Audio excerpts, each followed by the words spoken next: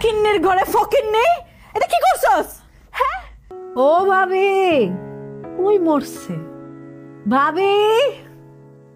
কি হয়েছে জলি? ডাকতেছিলাম আরে। ভাবি ভালো হয়েছে আপনি আসেন। একটু পরে তোমার দেবর আইব, তুমি তো জানো। হ্যাঁ, ঘর একবারে নোংরা টোংরাটা পছন্দ করে না। আমার কাপড়টা একটু গুছাই দাও আর একটু ঘরটা ঝাড় দিয়ে দাও না। কি কি কইতেছে জলি?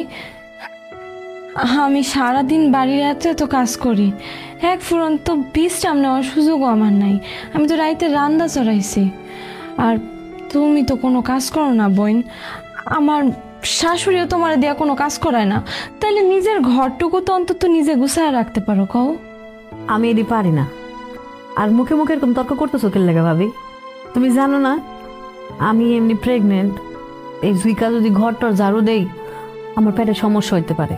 বোন রে, তুমিও পোয়াতি আমিও পোয়াতি, তোমার কষ্ট হইব কিন্তু আমার কষ্ট হইব না। কারণ কি কও তো, আমি তো বাড়ির বড়র বউ, আমি কলুর বলদ না, আমি হইতেছি দাসী বান্দি। আমার কাজ করতে কোনো কষ্ট হয় না।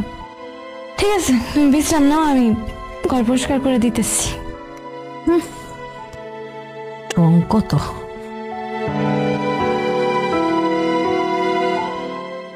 শুনো শুনো, ঘর ঝাড়ু দেওয়া লাগবো না, আগে আগে কাপড় দিয়ে গুছাও তারপর ঘর ঝাড়ু দিও।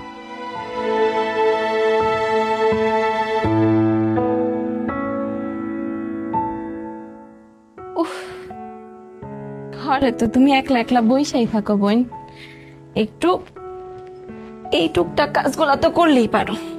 এইটা তো তেমন ভারী কাজ না। তোমার কি মনে হয় ভাবি আমি কি কাজের মেয়া? আমি কি এসব কাজ করছি নাকি? আমার ফ্যামিলির স্ট্যাটাস কই আর তোমার ফ্যামিলির স্ট্যাটাস কই? জীবনে দেখছো আমার ফ্যামিলির কাউরে এরকম করে কাজ করতে? আমাকে বাহার 10-12টা কাজের দাসী বান্দি, এগুলো আমার সাথে যায় না। হ্যাঁ বোন, ঠিকই কইছো।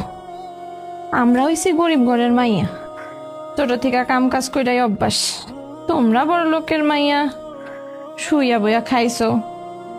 তোমরা আয়েশ করবো না তো আমরা আয়েশ করুম? হয়েছে হয়েছে, এত মাসুম চাইছো না, বুঝছো না? আব্বার কাছে যখন এতগুলা কুটনামি করো আমার নামে তখন মনে থাকে না?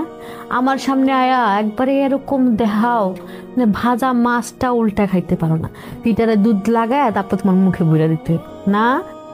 এগুলা তুমি কি কও বোন? তুমি হইতেছো আমার জাল, আমার ছোট বোনের মতো। আমি তোমার নামে কুটনামি করবো? এটা তুমি ভাবলা কেমনে? হইছে, থাক থাক, আর নখরামি করতে হবে না। দাদু দাও দাও দাও, ওদিক দিয়ে দাও। ফকিন্নির ঘরে ফকিন্নি, এটা কি করছস? হ্যাঁ, আমার এত দামি ফুলের পটটা আমার বাপে বাহির থেকে আনা দিছে, এটা তোরে বেচলে নিয়ে আইবো? হ্যাঁ, বিশ্বাস করো বোন, আমি ইচ্ছা করে ভাঙি নাই। তোমার সাথে কথা কইতে কইতে ঝাড়ুর মাথাটা লাগিয়ে গেছে। ইচ্ছা করে ভাঙস নাই না? তোরে যেই কইছে একটু ঘরটা গুছা একটু ঝাড়ু দে, ইচ্ছা কইরা কুটনামি কইরা তুই আমার জীবনে ভাঙছস। হ্যাঁ, ইচ্ছা করে ভাঙছস না? জীবনে দেখছস তুই এটা চোখে?